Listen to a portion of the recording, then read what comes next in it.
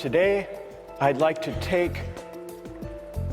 consider the strongest objections to the idea that there are obligations of solidarity or membership.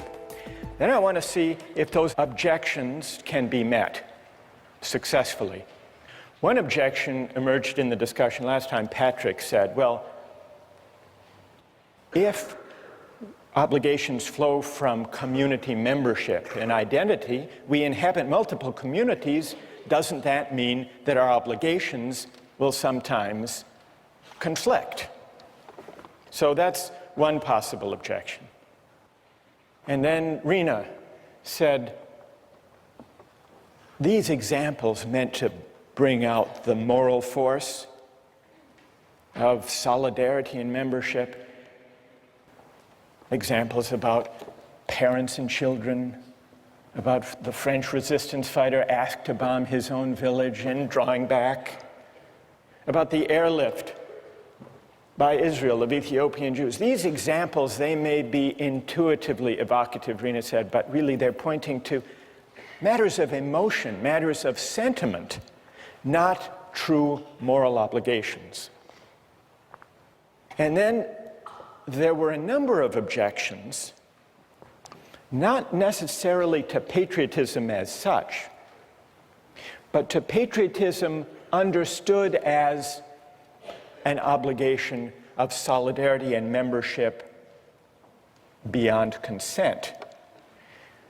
This objection allowed that there can be obligations to the communities we inhabit, including obligations of patriotism, but this objection argued that all of the obligations of patriotism or of community or membership are actually based on liberal ideas and perfectly compatible with them. Consent, either implicit or explicit, or reciprocity. Julia Rothau, for example, on the website, said that liberalism can endorse patriotism as a voluntary moral obligation. Patriotism and familial love both fall under this category. Because after all, Julia points out, the Kantian framework allows people free rein to choose to express virtues such as these if they want to. So you don't need the idea of a non-voluntary particular moral obligation to capture the moral force of community values. Where's Julia? Okay, so did I summarize that fairly? There is action. Julia actually is in line with what Rawls says about this very topic. You weren't aware of that.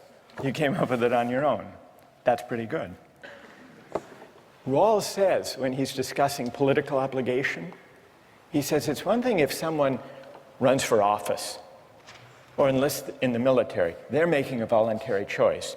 But Rawls says there is, I believe, no political obligation, strictly speaking, for citizens generally, because it's not clear what is the requisite binding action and who has performed it. So Rawls acknowledges that for ordinary citizens, there is no political obligation except insofar as some particular citizen willingly, through an act of consent, undertakes or chooses such an obligation. That's in line with Julia's point. It's related to another objection that people have raised, which is it's perfectly possible to recognize particular obligations to one's family or to one's country, provided honoring those obligations doesn't require you to violate any of the natural duties or requirements of universal respect for persons qua persons. So that's consistent with the idea that we can choose, if we want to express a loyalty to our country or to our people or to our family, provided we don't do any injustice within the framework, acknowledging the priority, that is, of the universal duties. The one objection that I didn't mention is the view of those who say that obligations of membership really are a kind of collective selfishness. Why should we honor them? isn't it just a kind of prejudice? So what I'd like to do, perhaps if those of you who have agreed, who wrote and who have agreed to press these objections, perhaps if you could gather down all together, we'll form a team as we did once before, and we'll see if you can respond to those who want to defend patriotism conceived as a communal obligation. Now, there were a number of people who argued in defense of patriotism as the communitarian view conceives it. So let me go down now and join the critics of communitarianism, if there's a microphone that we could use somewhere. Okay, thanks, Kate. Who, as the critics of patriotism, communal patriotism, gather their forces here? Patrick, if you want to, you can join as well, or Rena. Others who have spoken or addressed this question are free to join in. But I would like to hear now from those of you who defend patriotism and defend it as a moral obligation that can't be translated back into purely consent-based terms, can't be translated into liberal terms. Where's A.J. Kumar? A.J., everybody seems to know you. All right, let's hear from A.J. You said, in the same way I feel I owe more to my family than to the general community, I owe more to my country than to humanity in general. Because my country holds a great stake in my identity, it is not prejudice for me to love my country, unless it is prejudice for me to love my parents more than somebody else's. So AJ, what would you say to this group? Stand up. I think that there's some fundamental moral obligation that comes from a communitarian responsibility to people and groups that form your identity. I mean, even, like, I'll give the example that, there are a lot of things about our government right now that I'm not in favor of, but part of my identity is that America values a free society where we can object to certain things, and I think that's an expression of patriotism as well. And I go back to the parent example, or even at Harvard, I think, I owe more to my roommates because they make up my identity than I do to the Harvard community as a whole, and I think that applies to our country because there are certain things that growing up here, yes, we can't choose it, we can't choose our parents, things like that, but it makes up part of our identity. Okay, who would like to take that on? Ike? Yeah, about the obligation to others simply by virtue of being in being influenced by them. I'm a German citizen, and if I had been born 80 years earlier, then I would have been a citizen of Nazi Germany. And for some reason, I just don't think that I would have to feel obligated towards Germany because I had benefited from actions of Nazis. I mean, I guess my response to that would be you have hundreds of thousands of protesters in the United States right now who hold up signs that say peace is patriotic. And I'm sure there are people in this room who don't agree with that. I personally do. And I would say that they're strongly objecting to basically everything the Bush administration is doing right now, but they still consider themselves loving their country because they're furthering the cause of what they see as best for the country. And I tend to agree with that as a patriotic movement. Well, but how's that then? How do you still favor your country? How's that still patriotic? I mean, isn't that more a sentimental attachment? Where's the obligation there?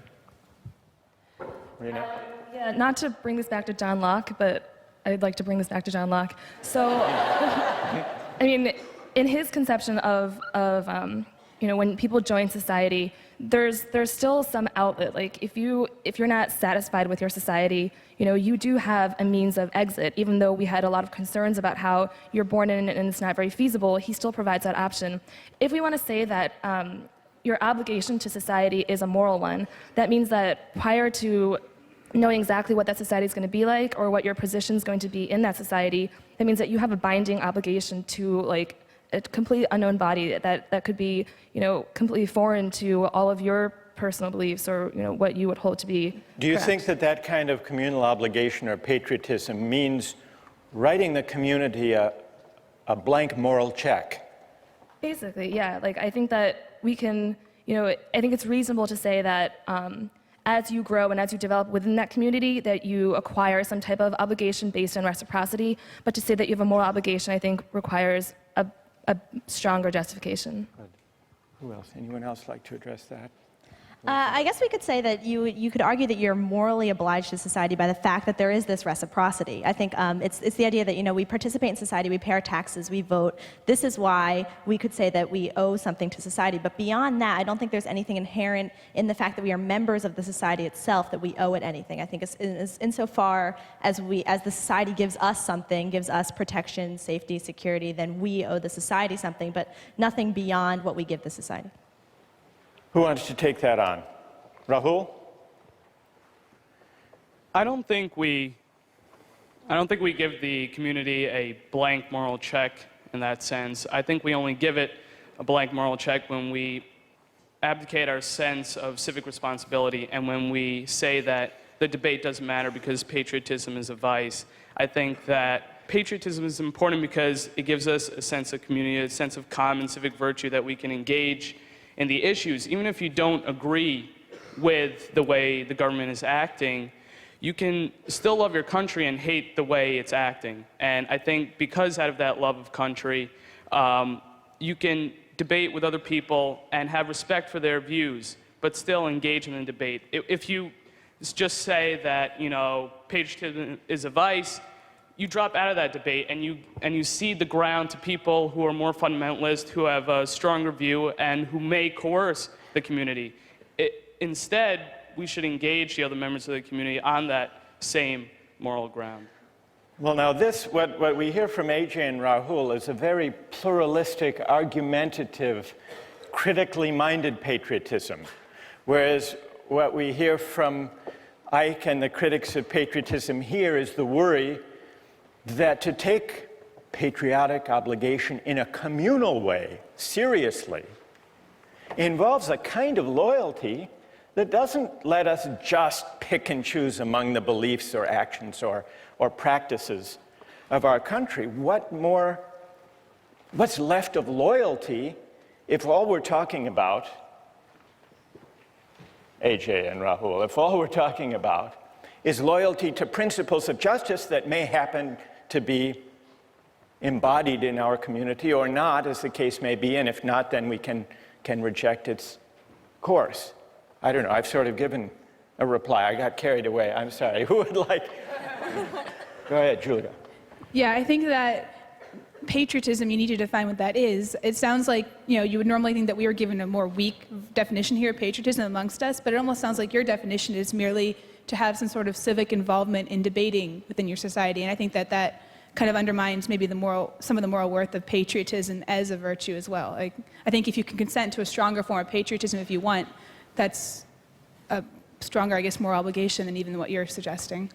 What we really need to sharpen the issue is an example from the defenders of communitarianism of a case where loyalty can actually compete with and possibly outweigh universal principles of justice.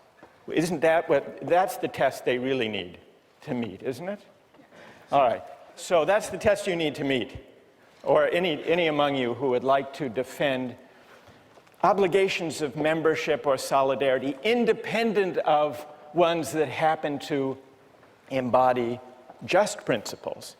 Who has an example of a kind of loyalty that can and should compete with universal moral claims, respect for persons? Go ahead. Yeah, if I were working on an EC problem set, for example, and I saw that my roommate was cheating, that might be a bad thing for him to do, but I wouldn't turn him in. You would not turn him in? I wouldn't turn him in, and I think that I would argue that's the right thing to do because of my obligation to him. It may be wrong, but that's what I would do, and I think that's what most people would do as well. All right, now there's a fair test. He's not slipping out by saying he's invoking in the name of community some universal principles of justice. What's your name? Stay there. What's your name? It's Dan. Dan?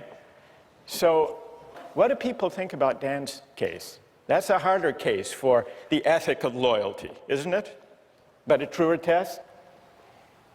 How many agree with Dan?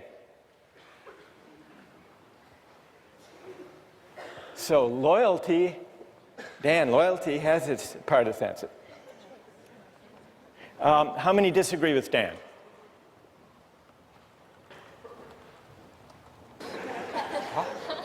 Peggy.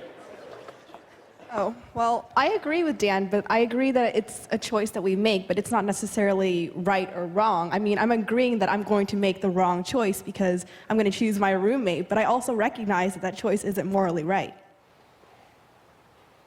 So you're still translating even Dan's loyalty. You're saying, well, that's a matter of choice. But what's the right thing to do? Most people put up their hands saying, Dan would be right to stand by his roommate and not turn him in.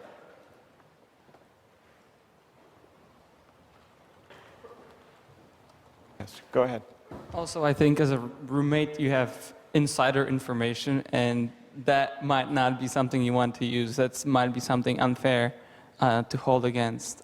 You know, you're spending that much time with a roommate. Obviously, you're going to learn things about him, and I don't think it's fair to reveal that to a greater community. But it's loyalty, Wojtek. You agree with Dan that Yes, loyalty is the ethic at stake here. Absolutely. You don't have a duty to tell the truth, to report someone who cheated? Not if you've been advantaged into getting that kind of information. Before our critics of patriotism leave, I want to give you another version, a more public example of what I guess we should call it Dan's dilemma. Dan's dilemma of loyalty. And I want to get the reaction of people to this. This came up a few years ago in Massachusetts. Does anyone know who this man is? Billy Bulger, that's right. Who is Billy Bulger? He was president of the Massachusetts State Senate for many years, one of the most powerful politicians in Massachusetts. And then he became president of the University of Massachusetts. Now, Billy Bulger, did you hear the story about him that bears on Dan's dilemma? Billy Bulger has a brother named Whitey Bulger. And this is Whitey Bulger. His brother Whitey is on the FBI's most wanted list, alleged to be a notorious gang leader in Boston, responsible for many murders, and now a fugitive from justice. But when the U.S. attorney, they called Billy Bulger, then the president of the University of Massachusetts, before the grand jury and wanted information on the whereabouts of his brother, this fugitive, and he refused to give it. The U.S. attorney said, just to be clear, Mr. Bulger, you feel more loyalty to your brother than to the people of the Commonwealth of Massachusetts? And here's what Billy Bulger said. I never thought of it that way, but I do have a loyalty to my brother. I care about him. I hope that I'm never helpful to anyone against him. I don't have an obligation to help anyone catch my brother. Dan, you would agree? How many would agree with the position of Billy Bulger? Let me give one other example, and then we'll let the critics reply, the critics of loyalty, as we'll describe it. Here's an even more fateful example from a figure in American history, Robert E. Lee. Now, Robert E. Lee, on the eve of the Civil War, was an officer of the Union Army. He opposed secession, in fact, regarded it as treason. When war loomed, Lincoln offered Lee to be the commanding general of the Union Army. And Lee refused. And he described in a letter to his sons why he refused. With all my devotion to the Union, he wrote, I have not been able to make up my mind to raise my hand against my relatives, my children, my home. By which he meant Virginia. The Union is dissolved. I shall return to my native state and share the miseries of my people, save in her defense, I will draw my sword no more. Now here's a real test, Dan, for your principle of loyalty. Because here is the cause of the war against, not only to save the Union, but against slavery. And Lee is going to fight for Virginia, even though he doesn't share the desire of the southern states to secede. Now, the communitarian would say there is something admirable in that. Whether or not the decision was ultimately right, there's something admirable. And the communitarian would say, we can't even make sense. Rena, we can't make sense of Lee's dilemma as a moral dilemma unless we acknowledge that the claim of loyalty arising from his sense of narrative of who he is a moral, not just sentimental, emotional tug. All right, who would like to respond to Dan's loyalty, to Billy Bulger's loyalty, or to Robert E. Lee's loyalty to Virginia? What do you say, Julia? Okay, well, I think that these are some classic examples of multiple spheres of influence, and that you have conflicting communities, that your family and your country. I think that's one reason why the idea of choice in your obligation is so important, because how else can you resolve this? If you're morally obligated and there's no way out of this need for loyalty to both communities, you're trapped. There's nothing you can do. You have to make a choice. And I think that being able to choose based on other characteristics than merely, the arbitrary fact that you're a member of this community is important. Otherwise, it's left to, randomness. Well, Julia, the issue isn't whether Dan makes a choice, or Billy Bulger or Robert E. Lee. Of course they make a choice. The question is, on what grounds, on what principle should they choose? The communitarian doesn't deny that there's a choice to be made. The question is, which choice, on what grounds, and should loyalty as such weigh? Andre, now you want to.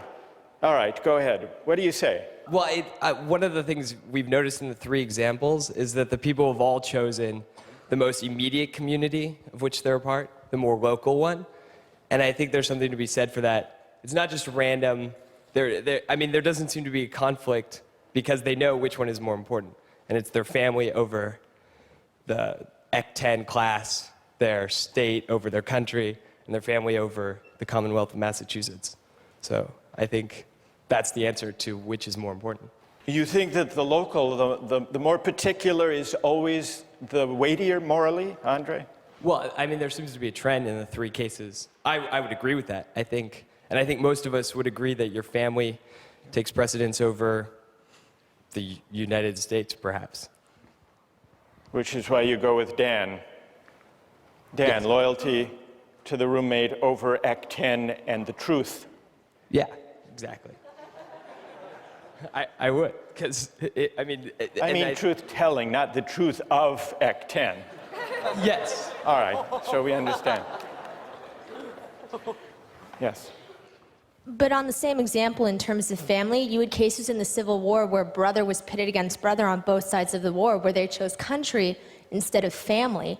So I think the exact same war shows that different people have different means of making these choices, and that there is no one set of values or one set of morality that communitarians can stick to. And personally, I think that's the biggest problem with communitarians, that we don't have one set of standard moral obligations. And tell me your name. Samantha? So Samantha, you agree with Patrick's point the other day, that there may be, if we allow obligations to be defined by community identification or membership, they may conflict, they may overlap, they may compete, and there is no clear principle. Andre says there's a clear principle, the most particular. The other day, Nicola, who is sitting over here, where's Nicola, said the most universal. You're saying, Samantha, the scale of the community as such can't be the decisive moral factor. So there has to be some other moral judgment. All right, let's let our critics of communal patriotism, let's express our appreciation and thank them for their having stood up. and responded to these arguments, defined the issue. Let's turn to the implications for justice of the positions that we've heard discussed here.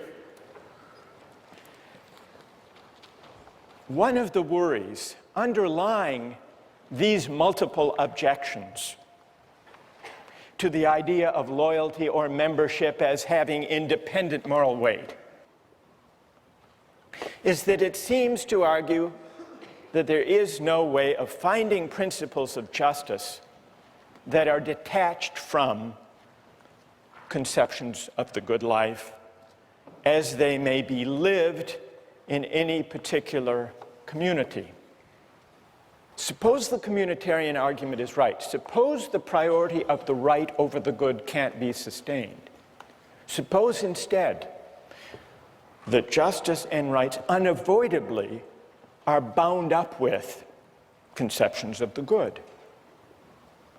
Does that mean that justice is simply a creature of convention, of the values that happen to prevail in any given community at any given time? One of the writings we have among the communitarian critics is by Michael Walzer. He draws the implications of justice this way. Justice is relative to social meanings. A given society is just if its substantive life is lived in a certain way, in a way that is faithful to the shared understandings of the members.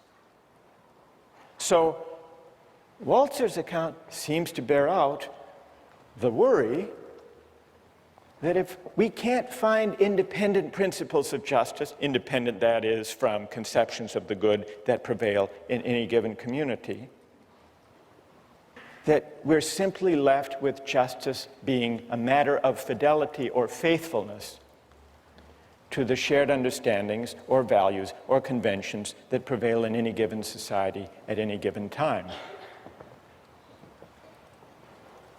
But is that an adequate way of thinking about justice?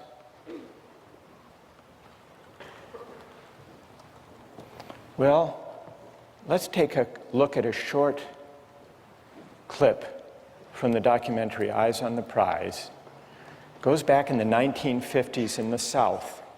Here are some situated American Southerners who believe in the tradition, in the shared understandings of segregation.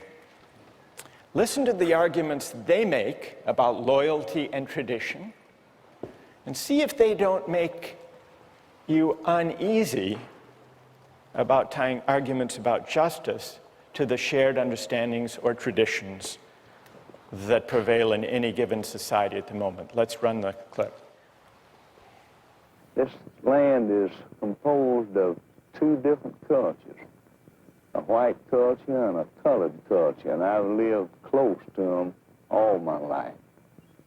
But I'm told now that we've mistreated them and that we must change, and these changes are coming faster than I expected, and I'm required to make decisions on a basis of a new way of thinking, and it's difficult. It's difficult for me, it's difficult for all Southerners.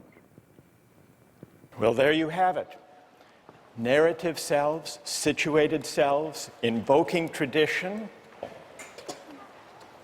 Doesn't that show us that justice can't be tied to the shared understandings of goods that prevail in any given community at any given time? Or is there a way of rescuing that claim from this example? Think about that question, and we'll return to it next time.